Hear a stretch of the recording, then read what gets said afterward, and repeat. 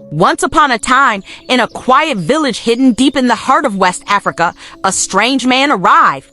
He wore a bright red suit, shiny black shoes, and carried nothing but a big Bible and a bigger smile. No one knew where he came from. No one knew his real name. But he called himself Pastor Ezekiel, the man of God. And within a few weeks, he had already opened a church.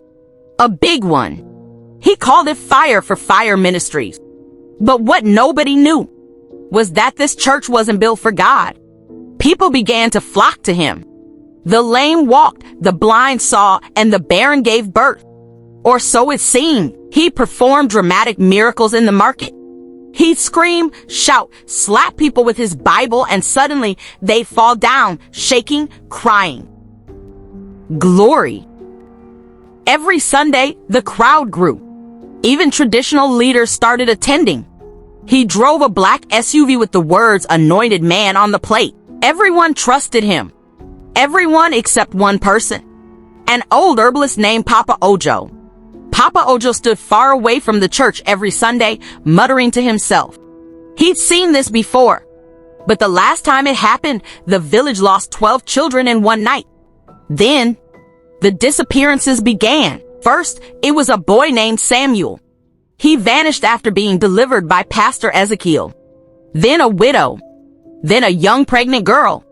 And every time someone went missing, the pastor's church grew bigger, new speakers, new drums, gold-plated pulpit. But when villagers asked, Pastor Ezekiel would just say, "The Lord called them home." And the people, they believed him. Until one night, a boy named Junior, curious about the strange sounds coming from the church at midnight, snuck into the compound with a phone camera. What he saw made his blood freeze.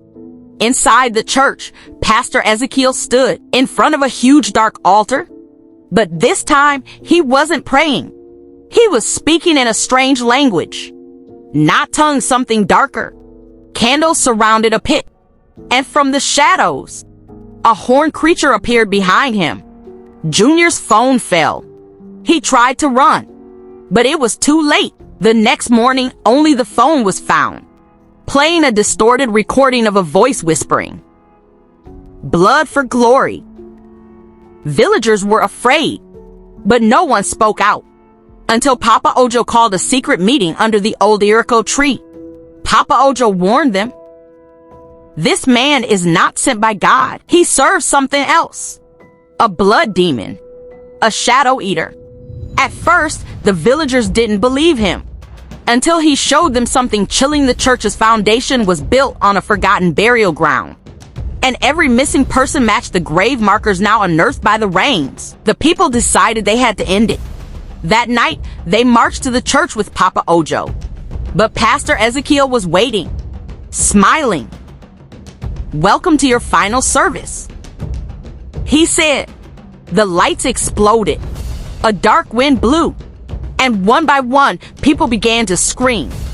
Just as the demon rose behind the pulpit, Papa Ojo threw a powder into the air, a mixture of salt, ash, and a sacred charm from his father's shrine. The demon screamed. Pastor Ezekiel convulsed. The Bible in his hand burst into flames. And when the smoke cleared, the church was gone. Just ashes. And from that day, the village built a stone at the spot with one warning carved in red. Test every spirit. Not every church is of God. So next time you walk into a church, make sure you know who's behind the pulpit, because not every man of God is sent by God. If this tale made you think twice about where you worship, share it with someone who goes to Anyhow Church. Drop your thoughts in the comments. Was Pastor Ezekiel truly sent? And don't forget to subscribe, because more chilling stories like this are coming soon.